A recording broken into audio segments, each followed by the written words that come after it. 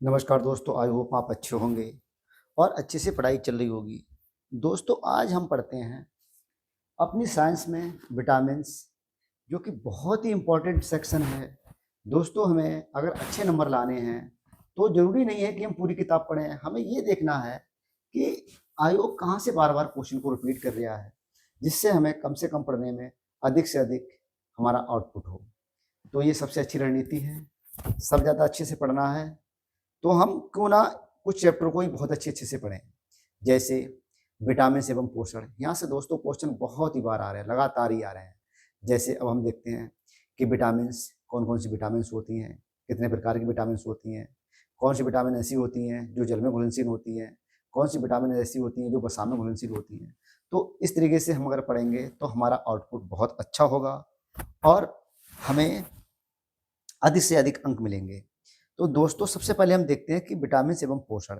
Carbohydrates, protein और lipid से nucleic अम्ल, जल, खनिज, लवण तथा विटामिन 7 प्रकार के प्रमुख जो पदार्थ होते हैं वो मानव शरीर के लिए और जंतुओं के लिए समानता भोजन से प्राप्त करते हैं। किससे प्राप्त करते हैं? वो भोजन से। इन पदार्थों में सबसे पहले जल एवं खनिज लवण अकार्बनिक पदार्थ हैं और शेष कार्बनिक पदार्थ। ये कह रहे हैं कि जल और जो खनिज लवण होते हैं इनको हम अकार्बनिक पदार्थ कहते हैं और शेष सब जो पदार्थ होते हैं वो कार्बनिक होते हैं।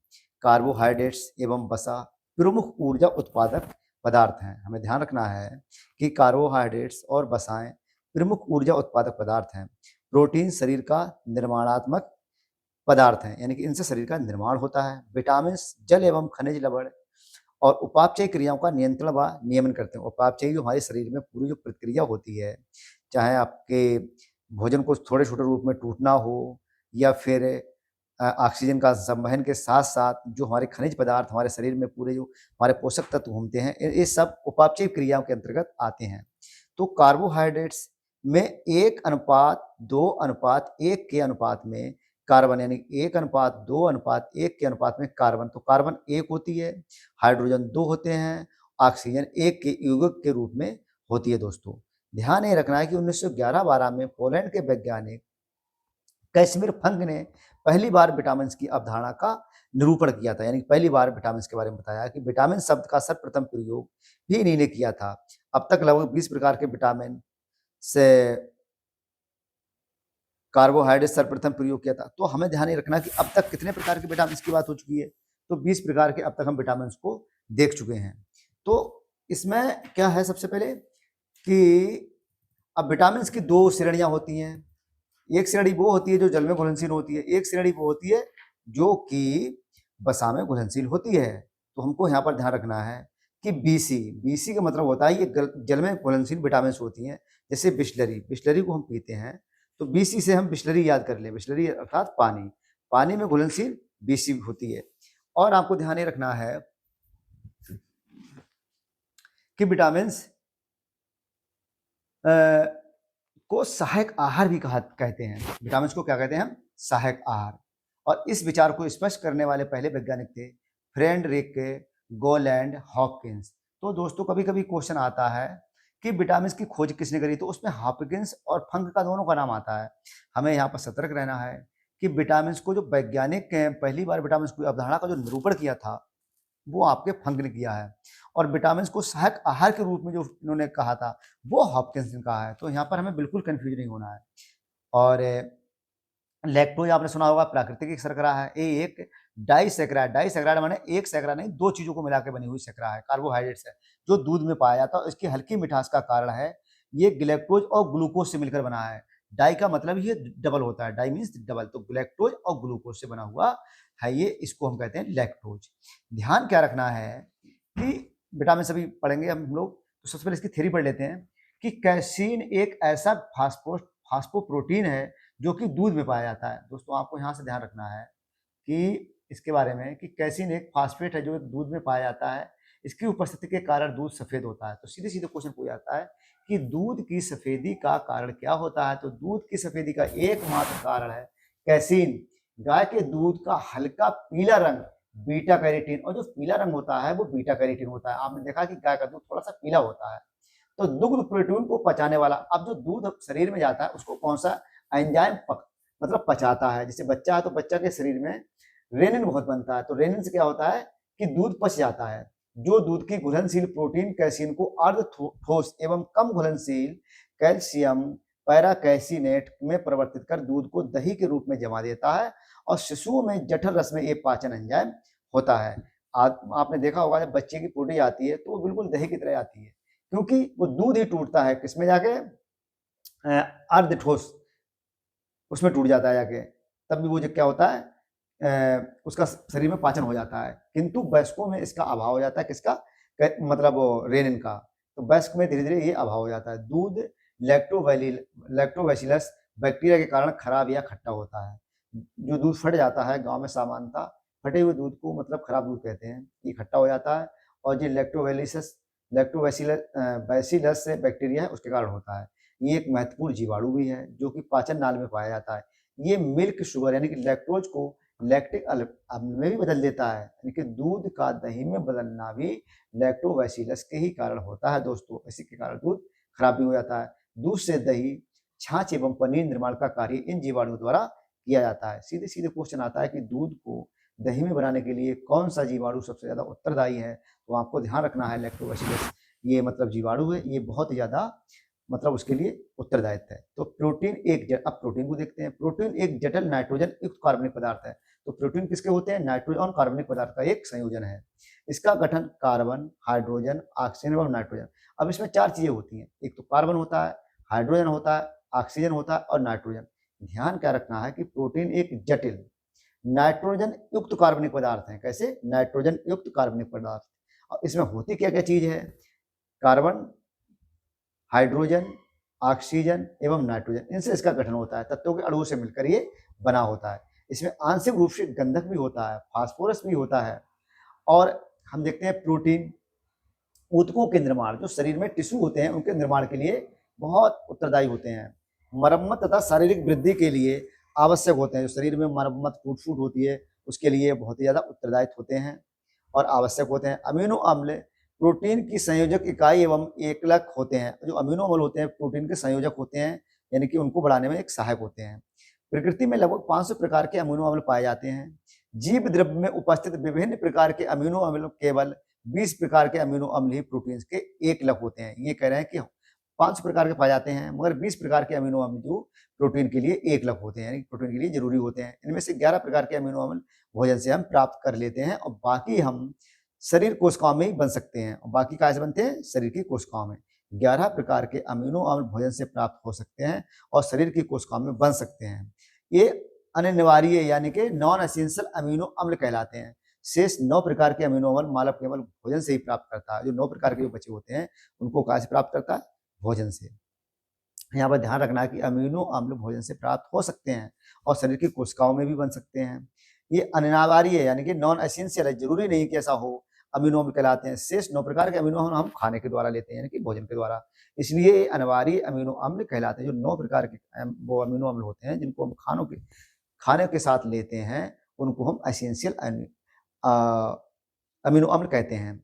अब देखते हैं हिस्टिडीन, आइसोल्यूसिस, ल्यूसिस, साइसिस और मैथियोनिन, फेनियोनिन, ट्रेप्टोफैन, बेलिस, थ्रियोनिन अनिवार्य अमीनो अम्ल। इस प्रकार जो अमीनो अम्ल हैं जैसे हिस्टिडीन है, आइसोल्यूसिन है, ल्यूसिन है, लाइसिन है, मैथियोनिन है, फेनियोलेनिन है, ट्रेप्टोफैन है, ट्रेप्टोफैन है, बेलिन है, थ्रियोनिन है, ये अनिवार्य यानी कि एसेंशियल अमीनो अम्ल हैं।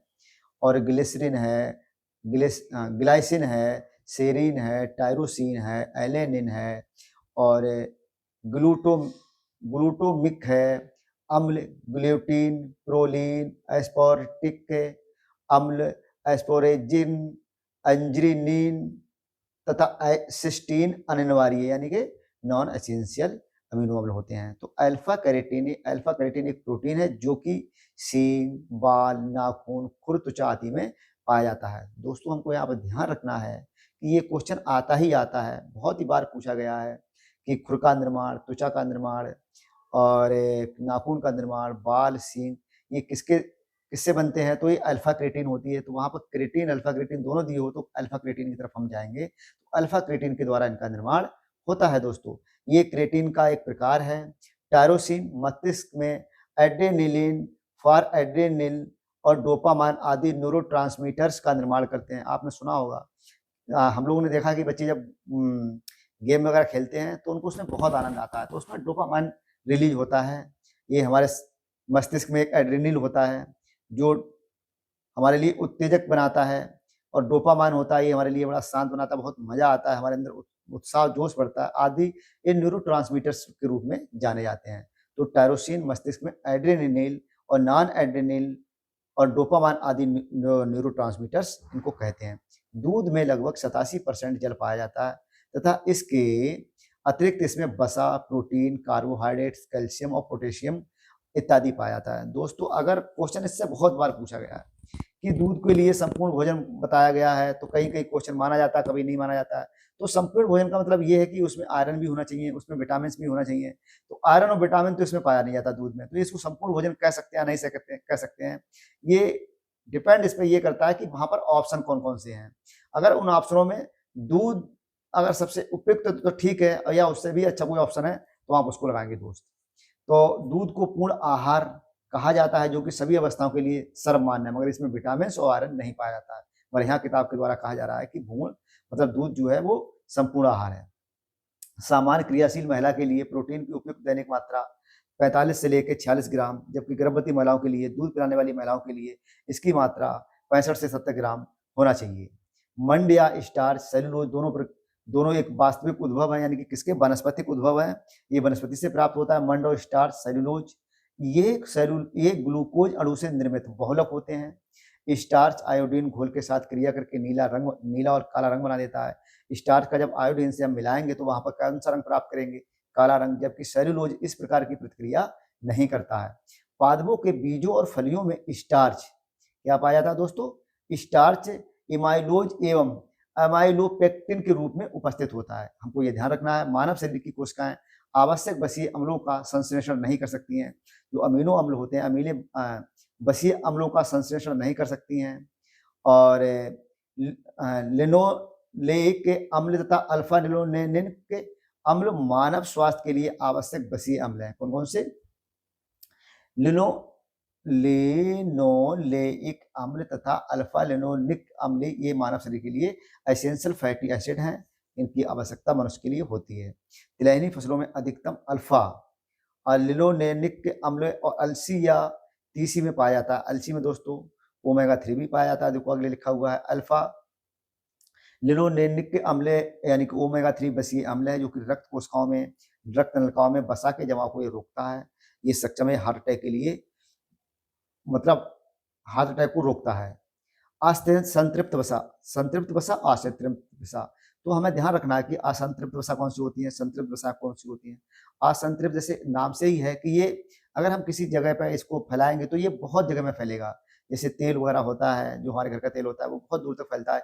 ये थिकी नहीं होता है। थिकी का मतलब है, जैसे मान लो घी है, कुछ घी ऐसे हैं जो बसीय घी होते हैं, जो हमारे लिए बहुत ही नुकसानदायक होते हैं। तो हमारे शरीर के लिए सबसे अच्छा घी होते हैं वो वनस्पति घी होते हैं। देसी घी के लिए भी कभी कभी डॉक्टर्स मना करते हैं कि इससे मतलब हार्ट अटैक की स्थितियाँ बनती हैं, वसा जब शरीर में जमता है। तो असंतृप्त वसा वो होता है, जैसे मान लो सूरजमुखी का तेल है, तो इस तरीके के जो तेल होते हैं वो असंतृप्त वसा के अंतर्गत आते हैं।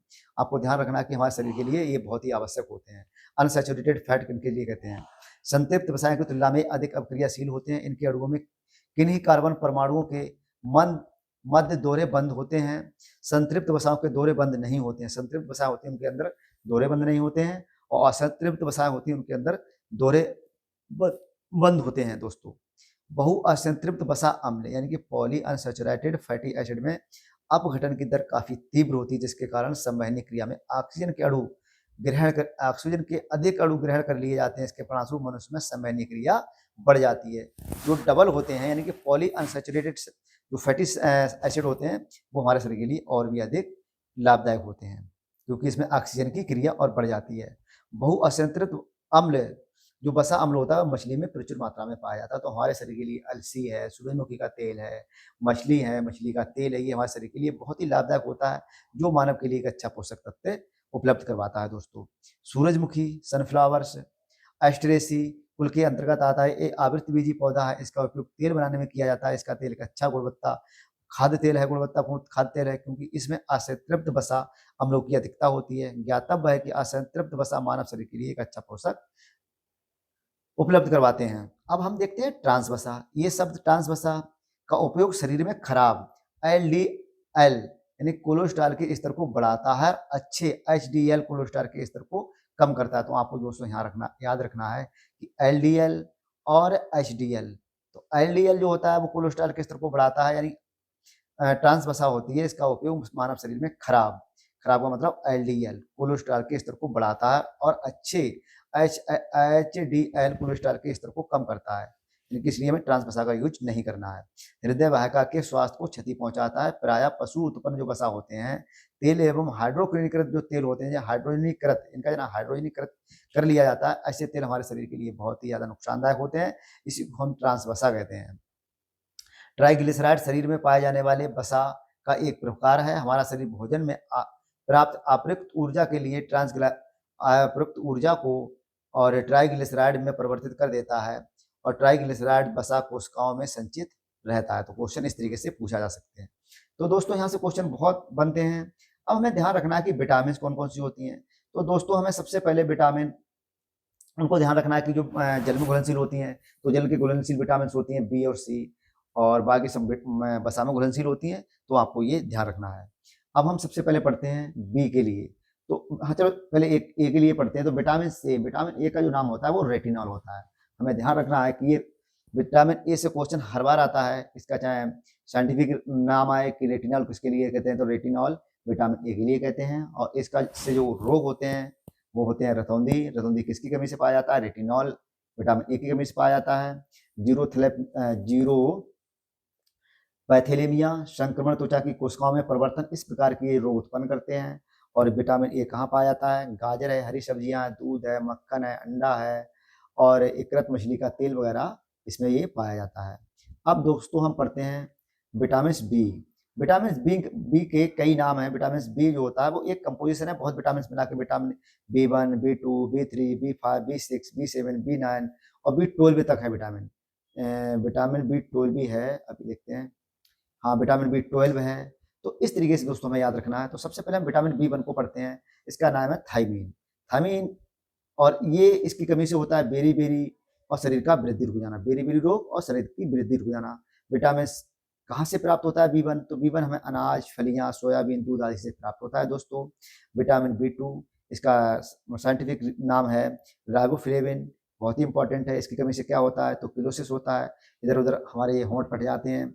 तो ये हमें ध्यान रखना है कि ये कहाँ से प्राप्त होता है, हमें इसके स्रोत क्या है विटामिन B2 के। तो B2 जो राइबोफ्लेविन होती है, इसका जो स्रोत है वो पनीर है, अंडे हैं, ईस्ट है, मांस है, हरी सब्जियां हैं। तो ये विटामिन B2 के स्रोत हैं दोस्तों। और फिर B3 के बाद हम पढ़ते हैं B3 को। तो इसका जो वैज्ञानिक नाम है वो नियासिन या निकोटीन अम्ल है, नियासिन निकोटीन अम्ल है। और इसके से रोग जो होता है वो पिलाग्रा यानी कि चर्मग्रह, हमारी त्वचा जो है वो जलने लगती है। इस प्रकार का पिलाग्रा रोग होता है दोस्तों, में ध्यान रखना है। और विटामिन B3 किसमें पाया जाता है, विटामिन B3 को हम नियासिन या निकोटीन अम्ल कहते हैं। ये ईस्ट, मांस, मछली, अंडे, दूध, फली आदि में दोस्तों पाया जाता है। विटामिन B5 इसको पेंटोथेनिक अम्ल कहते हैं, इसके कैप्सूल भी आते हैं दोस्तों। और इसकी कमी से चर्म रोग होता है, यानी कि चर्म रोग त्वचा से संबंधित रोग हो जाते हैं, वृद्धि कम होती है, बाल झड़ने लगते हैं, बाल सफ़ेद हो जाते हैं। और ये हमें प्राप्त होता है अंडे से, दूध से, मांस से और मूंगफली से। फिर हम विटामिन B6 को पढ़ते हैं। इसका वैज्ञानिक नाम है पैराडीडॉक्सिन, पैराडीडॉक्सिन इसका नाम है। और इसकी कमी से दोस्तों ये बहुत पूछा जाता है, इसकी कमी से रक्तशीलता अर्थात अनीमिया होता है, चर्म रोग होते हैं, पेशियों में ऐंठन होता है, यानी कि शरीर की जो पेशियाँ होती हैं उसमें ऐंठन होती है। तो दोस्तों ये क्वेश्चन बहुत पूछा जाता है कि विटामिन जो B6 है पैराडॉक्सिन, इसकी कमी से क्या क्या होता है, तो एनीमिया किस कमी से होता है। एनीमिया कई कमी से होता है, विटामिन B9 से कमी से होता है, विटामिन B12 की कमी से होता है। अब अभी बताते हैं कि कौन सा हमें मतलब ऑप्शन लगाना है। तो ये दूध में पाया जाता है, ईस्ट में पाया जाता है, अनाज और मांस। फिर देखते हैं B7, इसको बायोटीन कहते हैं। बायोटीन विटामिन B7 जो होता है वो जो बेल आता है इस समय गर्मियों में, उसमें बहुत पाया जाता है। इसमें चर्म रोग और बालों का झड़ना, अगर आप बेल या बेल का जूस आप पिएंगे तो बाल गिरने की संभावना बहुत कम हो जाती है। और ये विटामिन कभी भी पूछा जाए तो विटामिन B7 का नाम है बायोटीन, और बायोटीन किसमें पाया जाता है, तो आपने देखा होगा कि जो बाल से संबंधित चीज़ें होती हैं हमारे हेयर से, उसमें बायोटीन नामक की चीज़, बायोटीन बहुत ज़्यादा उसमें उत्तरदायी होता है। ये मांस, गेहूँ, अंडा, सब्जी, फल आदि में पाए जाते हैं दोस्तों। अब हम देखते हैं विटामिन B9, इसको फोलिक अम्ल कहते हैं, और ये भी रक्तशीलता, कुंठित बुद्धि। अगर B6 और B9 का अगर ऑप्शन दोनों हो तो B हम 9 पे जाएंगे, क्योंकि रक्तशीलता, कुंठित वृद्धि यानी कि वृद्धि इसमें रुक जाती है और बहुत धीमी हो जाती है। तो दोस्तों हमें यहाँ ध्यान रखना है। फिर हम चलते हैं विटामिन B12 पर। विटामिन B12 है अपना साइनोकोबा लेमिन इसका नाम है, वैज्ञानिक नाम इसका है साइनोकोबा लेमिन। और इसमें भी घातक रक्तशीलता होती है, यानी अनीमिया का बहुत ही स्थिति बुरी हो जाती है, यानी कि इसमें बहुत ज़्यादा अनीमिया रक्त की कमी हो जाती है। अगर B6, B9 और B12 दिया हुआ है तो हम B12 की तरफ जाएंगे दोस्तों। तो हमें बहुत ध्यान रखना है कि ऑप्शन क्या कह रहा है, इसलिए हमारा क्वेश्चन गलत हो जाते हैं कभी कभी, क्योंकि हम इतनी फौरी तरीके से पढ़ते हैं कि वहां पर गलत हो जाता है हमारा। तो रक्तशीलता यानी कि कौन सा, परमिशियस एनीमिया हो जाती है, यानी कि तंत्र की गड़बड़ियां भी विटामिन B12 की कमी होती है। तो साइनोकोबामेलिन जो होता है वो हमारे लिए शरीर के लिए बहुत ही आवश्यक होता है। कहाँ से हमें प्राप्त होता है, मांस है, मछली है, अंडा है, दूध है, आंत के जीवाणु इसको भी उत्पन्न करते हैं। फिर हम दोस्तों देखते हैं विटामिन C, तो इसका वैज्ञानिक नाम है स्कारबिक, और इसकी कमी से होता है स्कर्वी रोग। और विटामिन C की कमी को हम पूरा कर सकते हैं आंवला खा के, नींबू खा के, और नींबू वंश के जो फल होते हैं उनको खाकर, टमाटर, सब्जियां इत्यादि खाकर। विटामिन D आपको याद रखना है कैल्सीफ्रॉल इसका वैज्ञानिक नाम है दोस्तों। इसकी कमी से सूखा रोग होता है, जिसको हम रिकेटिस या ऑस्टियोमायोसिस कहते हैं।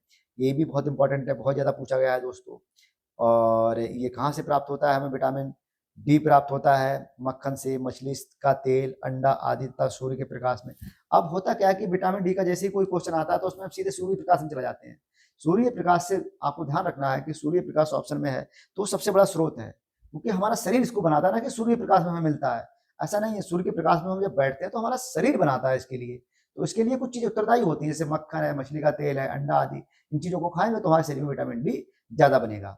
विटामिन E लगातार क्वेश्चन दोस्तों पूछा जा रहा है, इसको हम टेकोफेराल कहते हैं। ये जनन क्षमता की कमी जो बाध्यता हो जाती है पुरुष में, और महिलाओं में जो मतलब वो बांझपन हो जाता है, उसकी इसकी कमी से ये होता है। तो दोस्तों जननांग तथा पेशियों का कमजोर होना, जननांग जैसे मेल और फीमेल दोनों की पेशियों का कमजोर होना। और इसमें क्या होता है कि अगर हम इन चीज़ों को, जैसे तेल है, गेहूँ है, अंडे की जर्दी है, सोयाबीन, इनको अगर अच्छे से लेंगे तो इसकी कमी पूरी हो जाती है। ये बहुत इंपॉर्टेंट है। और सबसे ज़्यादा ये पाया जाता है अंकुरित जो हमारे गेहूँ होते हैं उसमें सबसे ज़्यादा पाया जाता है विटामिन E, जिसको हम क्या कहते हैं, टेकोफेराल। अब विटामिन K को हमें ध्यान रखना है, इसका नाम है नेफ्थोक्विनोन, यानी कि नेफ्थोक्विनोन विटामिन के। क्वेश्चन यहाँ से ही पूछा जाता है कि रक्त में थक्का जमाने के लिए कौन सा विटामिन उत्तरदायित्व होता है, तो विटामिन K उत्तरदायित्व होता है दोस्तों, हमको ध्यान रखना है। और विटामिन K का रोल क्या होता है, तो चोट पर थक्का जमाना, जो चोट पर खून निकलता है उसके थक्के को विटामिन K ही जमाता है। ये कहाँ पाया जाता है, तो हरी सब्जियों में, अंडा में, सोयाबीन में। आंत्र के बैक्टीरिया, यानी कि आंत्र के बैक्टीरिया भी इसको उत्पन्न करते हैं दोस्तों। तो इस तरीके से ये हमारा विटामिन हो गया। अब विटामिन में ध्यान क्या रखना है कि सबसे ज़्यादा विटामिन को जो बी कम्प्लेक्स होते हैं इनको हमें ध्यान रखना है कि बी कम्प्लेक्स को बहुत अच्छे से ध्यान देना है, और इनका हमें वैज्ञानिक नाम याद करना है। जैसे विटामिन ए का क्या नाम है, रेटिनॉल है। विटामिन B1 का नाम क्या है, विटामिन B1 का थायमीन है। विटामिन B2 का राइबोफ्लेविन है। विटामिन B3 का आपको ध्यान रखना है कि नियोसिन या निकोटिन है। विटामिन B5 का पेंटोथेनिक है। और विटामिन B6 का पैराडॉक्सिन है। विटामिन B7 का बायोटीन है। तो इस तरीके से हमें ध्यान रखना है कि विटामिन B9 का फोलिक अम्ल कहते हैं, विटामिन B12 को हम साइनोकोबामाइलिन कहते हैं, विटामिन C को स्कारबिक अम्ल कहते हैं, विटामिन D को कैल्सीफेरॉल, विटामिन E को हम कहते हैं, विटामिन E के लिए हम टेकोफेराल कहते हैं, विटामिन K के लिए हम नेफ्थोक्विनोन कहते हैं। तो दोस्तों ये बहुत ही इंपॉर्टेंट चैप्टर है, यहाँ से क्वेश्चन आएंगे। इसमें कुछ प्रीवियस ईयर के क्वेश्चन दिए हुए हैं घटना चक्र पूर्वावलोकन, तो इसमें हमें ध्यान रखना है कि इसमें क्वेश्चन पूछा गए हैं। तो सबसे पहला क्वेश्चन जो पूछा गया है कि निम्न में कौन सा आहार मानव शरीर में नए ऊतकों की वृद्धि के लिए पोषक तत्व प्रदान करता है, तो हमको ध्यान रखना है इसमें सब्जियां दी हुई हैं, फल हैं, सब्जियां हैं, पनीर है, मिठाई। तो जो हमारे ऊतकों की वृद्धि के लिए है तो वो प्रोटीन होती है। अब प्रोटीन किसमें पाई जाती है, वो पनीर में पाई जाती है। तो पनीर मानव शरीर में ऊतकों की वृद्धि के लिए पोषक तत्व है। ये दूध से बना होता है, विभिन्न जीवाणु, लैक्टोज इस तरीके की चीजें होती हैं इसमें, जो हमारे शरीर के लिए निर्माण के लिए बहुत ही आवश्यक है, यानी ऊतकों की वृद्धि के लिए। ठीक है, तो यहाँ पर पनीर ऑप्शन सबसे बेस्ट है। फिर प्रोबायोटिक खाद्य से संबंधित निम्नलिखित कथनों पर विचार कीजिए। जैसे कथन है कि प्रोबायोटिक के खाद्य में सजीव जीवाणु विद्यमान होते हैं जो मानव शरीर के लिए लाभकारी जाने जाते हैं।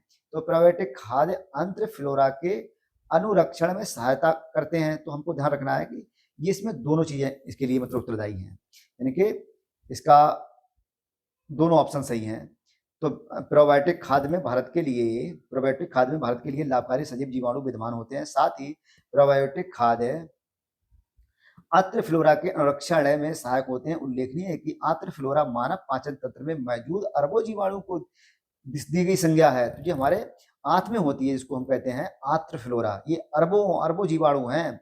आंत्र फ्लोरा में लाभकारी एवं हानिकारक दोनों ही प्रकार के जीवाणु होते हैं। प्रोबायोटिक खाद्य के लाभकारी जीवाणु आंत्र फ्लोरा के हानिकारक जीवाणु के साथ संतुलन बनाने में सहायक सिद्ध होते हैं। दोस्तों, ये हमें ध्यान रखना है।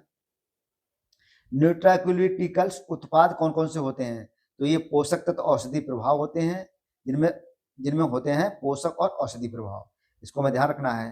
देखो, न्यूट्रायूटिकल्स शब्द न्यूट्रिशन से लिया गया है तथा फार्मास्यूटिकल शब्दों से मिलकर बना हुआ है। तो न्यूट्रिकल्स उत्पाद नियमित पोषक मूल्यों के साथ साथ औषधीय लाभ प्रदान करते हैं। फंक ने निम्नलिखित में से किसका आविष्कार किया है? तो फंक ने विटामिन का सबसे पहले प्रयोग किया है, विटामिन का। और सबसे पहले इन्हीं ने कहा है कि 1911-12 में पोलिश वैज्ञानिक थे, यानी कि पोलिश के थे, विटामिन की अवधारणा का निरूपण किया है और विटामिन शब्द का सर्वप्रथम प्रयोग भी इन्होंने किया है। दोस्तों, निम्नलिखित में से कौन सा युग्म सही विटामिन नहीं है? तो आपको ध्यान रखना है कि विटामिन ए मैकुलन कोई मतलब नहीं है, और vitamin B McCollum, vitamin C James Lind, vitamin D पालमूलर। तो विटामिन डी पालमूलर सही नहीं है, और बाकी ये सभी सुमेलित हैं। ठीक है। अब जेम्स लिंड ने 1747 में बताया कि खट्टे फलों के प्रयोग से स्कर्वी रोग से बचाव होता है। खट्टे फलों में विटामिन सी पाया जाता है। ठीक है, मैकुलर ने बताया, सही है। पालमूलर विटामिन डी से संबंधित नहीं है। ये डीडीटी के कीटाणुनाशक गुणों की खोज में इनका मलेरिया एवं पीत जैसे वेक्टर रोगों से रोकथाम में इनका उपयुक्तता है। दोस्तों, अब विटामिन सीधे सीधे पूछता है कि विटामिन होते क्या हैं? तो कार्बनिक यौगिक होते हैं। विटामिन क्या होते हैं? कार्बनिक यौगिक। हमने पीछे पढ़ा भी है कि विटामिन जटिल कार्बनिक यौगिक होते हैं जो कि शरीर में उपापचय अभिक्रियाओं के लिए नियंत्रित करते हैं। और जंतु में अधिकांश विटामिन भोजन से ही प्राप्त होते हैं, क्योंकि इनका संश्लेषण पादप करते हैं। जब तक लगभग 20 प्रकार के विटामिन ज्ञात हो चुके हैं अब तक, और इसमें से जिनकी दो प्रमुख श्रेणियां होती हैं, जल में घुलनशील और वसा में घुलनशील विटामिन, ये हम जानते हैं। दोस्तों, अब निम्नलिखित में से कौन से यौगिक के किस समूह को सहायक आहार कहते हैं? तो सहायक आहार हम विटामिन के लिए कहते हैं। दोस्तों, और जीवधारु को कम से कम 27 तत्वों की आवश्यकता होती है, जिसमें से 12 धातुएं, जिनमें से प्रयुक्त मात्रा में जो आवश्यक है हमारे लिए, बहुत ही जरूरी हैं, वो पोटेशियम है, सोडियम है, मैग्नीशियम है, कैल्शियम है। ये हमारे शरीर के लिए बहुत ही जरूरी हैं। 27 में से 15 धातुएं हमारे शरीर के लिए जरूरी हैं। जीवधारियों में potassium, sodium, magnesium, calcium, sulphur, chlorine इत्यादि की आवश्यक प्रभुत मात्रा होती है, तथा इन तत्वों की दीर्घ मात्रा पोषक तत्व कहते हैं। जबकि लघु पोषक तत्व जो हमारे होते हैं वो माइक्रो होते हैं, जिसमें माइक्रो वाले यहाँ पे दिए हुए हैं। ठीक है। अब हमें ध्यान रखना है कि भोजन के वर्ग में प्रति यूनिट कैलोरी की मात्रा सर्वाधिक होती है, वो होती है हमारी वसा में। तो वसा को आपको ध्यान रखना है कि 9.3 किलो कैलोरी हमारे लिए प्राप्त होती है 1 ग्राम वसा के कारण। हमारे लिए जब 1 ग्राम वसा को हम जलाते हैं तो 9.3 किलो कैलोरी ऊर्जा हमें प्राप्त होती है। सेब का हृदय रोगों के लिए विशेष महत्व है, क्योंकि इसमें पोटेशियम पाया जाता है, इसलिए हमारे लिए बहुत ज़्यादा, इस जो हृदय रोगी होते हैं उनके लिए बहुत ही आवश्यक होता है। तो ये भी हमें ध्यान रखना है। सेब का हृदय रोगों के लिए विशेष महत्व है। इसके सेवन से कोलेस्ट्रॉल घटता है और सेब में पाया जाने वाला एंटीऑक्सीडेंट रक्त वाहिकाओं के पाए जाने वाले वसा से सुरक्षा प्रदान करता है। दोस्तों, आहार में नियमित रूप से ताजे फल और हरी सब्जियां ग्रहण करना वांछनीय है, क्योंकि ये ऑक्सीजन रोधी तत्वों के अच्छे स्रोत होते हैं। ऑक्सीजन रोधी तत्व व्यक्ति के स्वास्थ्य रहने के लिए वो दीर्घायु होने में किस प्रकार सहायक होते हैं? ये शरीर में उन एंजाइमों को सक्रिय कर देते हैं। तो हमें ध्यान कर रखना है कि शरीर में उपापचय क्रियाओं की और उपोत्पाद के रूप में प्रयुक्त होने वाले मूलकों को निष्क्रिय बनाते हैं। ये शरीर में किसको? उपापचय को संतुलन बनाने का काम करते हैं। दोस्तों, हमें ये ध्यान रखना है। निम्न में से कौन सा विटामिन एवं उसकी कमी वाले रोग सुमेलित नहीं है? तो राइबोफ्लोविन जो है, तो ये बेरी होता है वो थायमीन। आपको ध्यान रखना है कि बेरी रोग कैसे होता है। तो हमें यहाँ पर ध्यान रखना है विटामिन बी यानी कि थायमीन, विटामिन बी1 की कमी से मतलब बेरी रोग होता है। और बाकी सब में कैल्सीफेरॉल से अस्थिर गुर्दा होती है, नियासिन से पेलाग्रा और कोबालामिन से होती है संघातिक रक्त अल्पता, यानी कि बहुत ही अधिक जो रक्त अल्पता होती है जिसको हम कहते हैं परनेसियस एनीमिया, वो विटामिन B12 की कमी से होता है दोस्तों। और बाकी ये थायमिन की कमी से होता है, वेरी वेरी विटामिन थायमिन जो होता है B1 होता है। अब दोस्तों देखना है हमें राइबोफ्लेविन की कमी से निम्न में कौन सा रोग होता है, वो कैलोसिस होता है। और कैलोसिस को आपको ध्यान रखना है कि राइबोफ्लेविन के हमें ध्यान ये देना है कि ये कैलोसिस होता है B2 की कमी से। विटामिन B2 का जो कम्प्लेक्स होता है ये पनीर, अंडे, ईस्ट, मांस, हरी सब्जियों में पाया जाता है दोस्तों। और निम्नलिखित विटामिन और उनकी प्रचुर मात्रा, विटामिन B6 धान के चोकर यानी कि राइस ब्रेन, ये कहते हैं इसमें नहीं है। तो विटामिन B2 याद रखें, विटामिन E, गेहूं अंकुरित तेल और विटामिन के अल्फा अल्फा। तो इसका विटामिन B जो 2 है वो विटामिन B2 जो होता है, विटामिन B2 पाया जाता है अंडे, पनीर, ईस्ट में। और यहाँ पर कार्ड एकृत तेल है तो इसमें नहीं है। कार्ड एकृत तेल का तो कोई मतलब ही नहीं है, इसमें पनीर है, अंडा है, ईस्ट है, मांस है, हरी फले पत्तेदार सब्जियां, उसमें पाया जाता है विटामिन B2। तो ये हमको ध्यान रखना है। निम्नलिखित सब्जियों में सर्वाधिक विटामिन पाया जाता है, वो मिर्च में, कुम्हेड़े में, मटर में, मूली में, तो मिर्च में पाया जाता है विटामिन सी सबसे ज्यादा, यानी कि मिर्च खा रहे हैं तो सीसी हम करते हैं तो विटामिन सी मिर्च में पाया जाता है। विटामिन जो खट्टे फलों में पाया जाता है वो विटामिन सी होता है, सीधी सीधी बात है। विटामिन सी का मुख्य स्रोत खट्टे फल होते हैं। विटामिन सी का सबसे उत्तम स्रोत होता है वो आपका आंवला वर्ग होता है, खट्टे फल का जो बरादरी होती है वो होती है। अब दोस्तों हमें ध्यान रखना है कि निम्न में से कौन सा विटामिन सी का सबसे अच्छा स्रोत है, तो वो आंवला होता है, कागजी आंवला आता है। और निम्न में से कागजी नींबू होता है और आंवला। निम्न में से किसमें विटामिन सी की मात्रा सर्वाधिक होती है, जैसे गाजर है, अमरूद है, आम है, संतरा है। तो संतरा है ये नींबू वर्ग में आता है तो सबसे ज्यादा इसमें होता है। हालांकि अमरूद में विटामिन सी होता है, गाजर में विटामिन ए होता है दोस्तों, और आम में विटामिन सी होता है, विटामिन ए होता है, दोनों चीजें होती है विटामिन आम में। अब विटामिन सी का रासायनिक नाम है एस्कॉर्बिक अम्ल।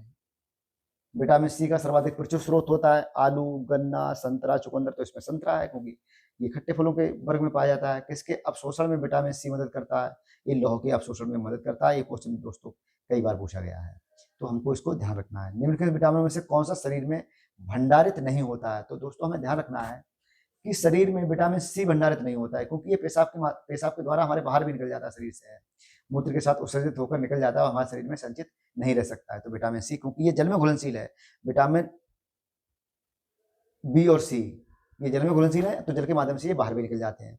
निम्न में से किस विटामिन की कमी से खून का थक्का धीरे धीरे बनने की बीमारी होती है, विटामिन डी जो विटामिन के होता है, तो विटामिन के जो होता है वो हमारे रक्त का थक्का बनाने के लिए बहुत ही उत्तरदायी होता है।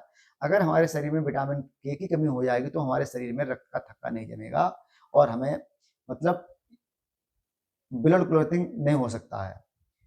तो हमको ध्यान रखना कि रुधिर के जमाने के लिए विटामिन के बहुत ही आवश्यक है। विटामिन जो रक्त के थक्के बनाने के लिए विटामिन के, रक्त का थक्का विटामिन के, रुधिर स्कंदन में विटामिन के हमें ध्यान रखना है। अब निम्न में से कौन सा विटामिन प्रतिस्पंदन विटामिन के, अब ये तो विटामिन के की बात चलेगी, निम्न में से क्या आंत्र के जीवाणु द्वारा संश्लेषित होता है, तो आपको ध्यान रखना है मनुष्य की आंत में जीवाणु का विटामिन B12 और विटामिन के दोनों का संश्लेषण होता है, विटामिन B12 और विटामिन के। अब वहां पर ऑप्शन क्या आता है, डिपेंड ये करता है। विटामिन B12 यकृत में लगभग 5 से 7 वर्षों तक संग्रहित रहता है। विटामिन B12 जल में विलय है, तो विटामिन ए, इसका कथन ए और आर यानी कि ए आर दोनों सही है किंतु ए का सही स्पष्टीकरण नहीं है। हमको ध्यान रखना है कि यकृत कोशिकाओं में विटामिन जो यकृत कोशिकाओं में होती है विटामिन ए, डी, ई, के, B12 का संचय होता है किसमें, यकृत कोशिकाओं में। और विटामिन B12 का रासायनिक नाम है साइनोकोबालेमैन। ये विटामिन यकृत में लगभग 3 से 5 वर्षों तक संकलित रहता है। Vitamin B1, B2, B3, B5, B6, B7, B9, B12 vitamin जल में घुलनशील हैं। तो आपको ध्यान रखना है जो बी और सी यानी कि जो बी का कंपोजिशन है वो पूरा जल में घुलनशील है, विटामिन सी भी जल में घुलनशील है, तो हमको ये ध्यान रखना है। और विटामिन B12 जो होता है ये हमारी विटामिन लगभग यकृत में 3 से 5 साल तक संग्रहित रहता है दोस्तों। सूर्य की किरणों से कौन सा विटामिन प्राप्त होता है, विटामिन डी। और विटामिन डी को अब यहाँ पर विटामिन और विटामिन का मतलब जो मैच करवाना है तो कौन सा मैच इसमें नहीं है, तो विटामिन B12 प्रत रक्तता कारण हमने पढ़ा है आप पीछे परनीसियस जो एनीमिया होती है वो विटामिन B12 की कमी से होती है, यानी कि प्रतिरक्षा कारक। विटामिन C इस कमी के लिए उत्तरदायी होता है। विटामिन K प्रत्यय रक्तस्रावी कारक है। विटामिन K भी हमारे लिए जो थक्के जमाता है। तो दोस्तों विटामिन D है, तो विटामिन D हमने सीधे सीधे पढ़ा है कि विटामिन D का रोल है सूखा रोग जैसे रिकेट्स होता है, ऑस्टियोमेरोसिस होता है, तो ये उसके लिए उत्तरदायी है। तो यहाँ पर ये ऑप्शन गलत है। विटामिन डी की रफ्तार से होता है, तो विटामिन डी की रफ्तार से तो दोस्तों रिकेट्स भी होता है और ऑस्टियोपोरोसिस भी होता है, इनके दोनों ये हड्डी से संबंधित रोग हैं। विटामिन डी में निम्नलिखित में से क्या पाया जाता है, तो कैल्सिफेरॉल पाया जाता है। तो क्वेश्चन वही बार बार रिपीट, कैल्सिफेरॉल रासायनिक रूप विटामिन डी होता है। तो ये क्वेश्चन बार बार इस तरीके से रिपीट हो रहे हैं। और विटामिन में आर्गोकैल्सिफेरॉल किसे कहते हैं, तो विटामिन डी टू को आर्गोकैल्सिफेरॉल कहते हैं, जबकि विटामिन D3 कैलोकैल्सिफेरॉल कहलाता है। D2 विटामिन डी का वह प्रकार है जो मुख्यतः भोजन एवं आहार अनुपूरक के रूप में मनुष्य को प्राप्त होता है। ये प्राप्त होता है हमारे लिए मक्खन से, मशरूम से, दूध से, पनीर से, मांस से, अंडे की जर्दी इत्यादि से। निम्नलिखित में से कौन सा समूह सही सुमेलित नहीं है, आपको ध्यान रखना है कि विटामिन के तो थक्का जमाने के लिए उत्तरदायी होता है, तो इसका डी ऑप्शन सही नहीं है। थक्का जमाने के लिए होता है। विटामिन जो ई है आपका वो बंध्यता के लिए होता है, बंध्यापन के लिए होता है, ये भी गलत है। रतौंधी विटामिन की कमी से होता है। विटामिन B1 की कमी से रतौंधी, विटामिन ए की कमी से रेटिनॉल जो रतौंधी होती है विटामिन ए, यानी कि इसका सी सही है। और विटामिन B1 से जो आपका होता है वो होता है बेरी-बेरी रोग। ध्यान देना है कि निम्नलिखित में से कौन सा युग्म सही सुमेलित नहीं है। विटामिन ए, हमें पता है विटामिन ए गाजर से होता है, गाजर में सबसे ज़्यादा मिलता है, तो विटामिन ए संतरा मिलेगा, विटामिन सी मिलेगा। बाकी नींबू है, विटामिन और सब मैच हैं। मानव शरीर में विटामिन ए संचित रहता है, तो मानव शरीर में विटामिन संचित रहता है यकृत में। दोस्तों हमें ध्यान रखना है कि सामान्य दृष्टि के लिए निम्नलिखित में से कौन सा विटामिन आवश्यक होता है, तो रेटिनॉल, यानी कि दृष्टि से रेटिनॉल आपको ध्यान रखना है, ये विटामिन ए से प्राप्त होता है। मानव शरीर में विटामिन ए भंडारित होती है, तो आपके यकृत में होती है। निम्नलिखित में से किस विटामिन ए कहाँ पाया जाता है सबसे ज्यादा, तो दोस्तों ये गाजर में पाया जाता है। और गाजर के साथ साथ आपको हमने बताया था कि विटामिन ये पके हुए आम में भी पाया जाता है विटामिन ए। निम्नलिखित में से कौन सा एक विटामिन ए का प्रचुर स्रोत होता है, तो विटामिन ए का सबसे प्रचुर स्रोत होता है पपीता है, अमरूद है, आम है, सेब है। तो आम में दोस्तों पके हुए आम में विटामिन ए खूब पाया जाता है। आम में सभी फलों से अधिक विटामिन ए पाया जाता है। इसके साथ इसमें विटामिन सी, विटामिन ई भी पाया जाता है। तो आम हमारे शरीर के लिए बहुत ही ज्यादा लाभदायक होता है। दोस्तों निम्नलिखित से कौन सा युग्म सही सुमेलित नहीं है, तो आपको डी याद रखना है, टेकोफेरेल बेरी-बेरी रोग। तो अब ध्यान क्या देना है कि रेटिनॉल विटामिन ए है, सही है। और टेकोफेराल विटामिन B3 वो D3 होता है। तो टेकोफेराल बेरी-बेरी होता है, विटामिन B1 की कमी से होता है बेरी-बेरी रोग। तो ये मैच नहीं है दोस्तों। और टेकोफेराल आपको ध्यान रखना है कि जो आपका विटामिन ई होता है, विटामिन ई टेकोफेराल, तो यहाँ पर ये ऑप्शन गलत है। निम्नलिखित ई का महत्वपूर्ण स्रोत, यानी विटामिन ई का जो महत्वपूर्ण स्रोत होता है, ये क्वेश्चन आया था। तो जो अंकुरित गेहूं होते हैं या अंकुरित गेहूं का जो तेल होता है उसमें सबसे ज्यादा विटामिन ई पाया जाता है। दोस्तों अब हम देखते हैं निम्नलिखित में से किस युग्म में सही सुमेलित नहीं है, तो इसका आपको ई ध्यान रखना, उपयोग में से कोई नहीं। विटामिन B1, तो B1 आपका जो पाया जाता है बेरी-बेरी, ये अनाज फलियां में पाया जाता है।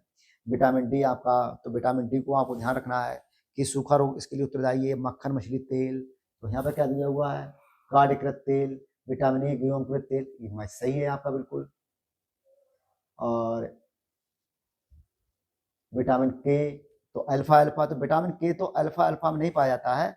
विटामिन के आपका हरी सब्जियों में पाया जाता है, सोयाबीन में पाया जाता है, और आंत्र के बैक्टीरिया में विटामिन के पाया जाता है इस तरीके से। तो ये वाला उपरोक्त में से कोई नहीं, उपरोक्त में सबसे एक से अधिक है, तो यहाँ पर ये ध्यान रखना है हमें। अब वो विटामिन में हमें यही है कि कौन सा विटामिन, उसका वैज्ञानिक नाम और किन चीजों में पाया जाता है, उसकी most probable vitamin C, vitamin A, ये पूछे जाते हैं। विटामिन ई बहुत ही इंपॉर्टेंट है आपके लिए। विटामिन डी है, विटामिन ई है, विटामिन के भी बहुत चर्चे में रहा है, क्योंकि जब से लोगों को आजकल बहुत ज़्यादा हेयर से संबंधित हेयर फॉल की दिक्कत आ रही है, तो ये इसमें चर्चे में रहते हैं बहुत ज़्यादा। अब हम देखते हैं विटामिन के है, विटामिन से आपको मैच करना है। तो जैसे आपने सबसे पहले क्या देखना है कि विटामिन के ये अल्फा अल्फा में पाया जाता है। विटामिन डी यार्ड के तेल में पाया जाता है। विटामिन ई आपको ध्यान रखना है कि गेहूं के जो भ्रूण होते हैं, यानी कि जो किले निकले आते हैं, उसमें पाया जाता है। विटामिन सी आपका नींबू में पाया जाता है, तो इसका डी ऑप्शन सही है। निम्नलिखित से किसका निर्माण हमारे शरीर में नहीं होता है, तो आपको ध्यान रखना है विटामिन हमारे शरीर का में इनका निर्माण नहीं होता है। विटामिन मानव शरीर द्वारा संश्लेषित नहीं किए जा सकते हैं। विटामिन के, विटामिन B12 तथा विटामिन डी इसके अपवाद हैं कि ये हमारे शरीर में बन जाते हैं। कौन कौन से विटामिन? विटामिन के, विटामिन B12 और विटामिन डी, ये हमारे शरीर में बन जाते हैं, क्योंकि धूप में जब हम बैठते हैं तो विटामिन के हमारा शरीर अपने आप निर्माण कर लेता है। दोस्तों ये क्वेश्चन बहुत बार आया, यदि कोई व्यक्ति हरी सब्जियां खाना बंद कर दे तो उसे रतौंधी हो जाएगी? कथन कह रहा है, कारण कह रहा है इसमें विटामिन ए की कमी हो जाएगी। तो ये गलत और आर सही है। यदि कोई व्यक्ति हरी सब्जियां खाना बंद कर दे तो उसमें विटामिन की कमी हो सकती है और विटामिन ए की कमी से रतौंधी रोग की हो सकता है। प्रश्न में ये इंगित किया जाता है कि हरी सब्जियां ना खाने से रतौंधी रोग हो जाएगा, तो भाषा त्रुटिपूर्ण प्रतीत हो रही है। तो यहाँ पर विटामिन की बात नहीं करेगी, हरी सब्जियों की बात करेगी दोस्तों। जिस विटामिन में कोबाल्ट होता है उसको B12 कहते हैं। B12 कहाँ पाया जाता है? ये मांस, मछली, कृत, दूध, पनीर आदि में पाया जाता है। बहुत ही इंपॉर्टेंट है B12। और B12 को हमें याद रखना है कि इसका नाम है साइनोकोबालेमिन, साइनोकोबालेमिन इसका नाम है। और ये नर्वस सिस्टम के लिए बहुत ही ज़्यादा उत्तरदायी है। नर्वस सिस्टम को ये बैलेंस रखता है। विटामिन B12 में निम्न में से कौन सी धातु मौजूद होती है? कोबाल्ट, यानी कि B12 कोबाल्ट कहते हैं। निम्नलिखित विटामिन में किसमें कोबाल्ट पाया जाता है? विटामिन B12 में पाया जाता है। अब दोस्तों इसी तरीके से क्वेश्चन रिपीट होते जा रहे हैं। साइनोकोबालेमिन ये विटामिन B12 में है। थायमिन विटामिन B1 इसका नाम है।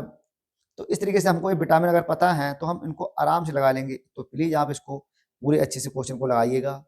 और वही क्वेश्चन रिपीट हो रहे हैं बार बार। अब इसमें मैच करने के लिए अगर आपने इसको ठीक से अच्छे से पढ़ लिया है तो प्लीज़ आप इसको लगाना। अच्छा है, आप जब लगाओगे तो आपको पता चलेगी कि आपकी लेंथ कहाँ तक है। तो ये पढ़ने के साथ जो रिवीजन करना ये बहुत ज़रूरी है। विटामिन आएंगे ही आएंगे, बहुत इंपॉर्टेंट चैप्टर है। मैंने कुछ चीज़ें अंडरलाइन कर रखी हैं इसमें, आप उसमें देखिएगा, उन पर सबसे ज़्यादा जोर दीजिएगा, क्योंकि मैंने जो अनुभव किया है उन चीज़ों को खूब अच्छे से लिखा है। और आप पढ़ेंगे आपको लाभ मिलेगा। और अगर मेरा पढ़ाना सही लगता हो तो प्लीज़ लाइक और शेयर कीजिएगा, सब्सक्राइब कीजिए, अपने दोस्तों को बताइएगा। थैंक यू, धन्यवाद।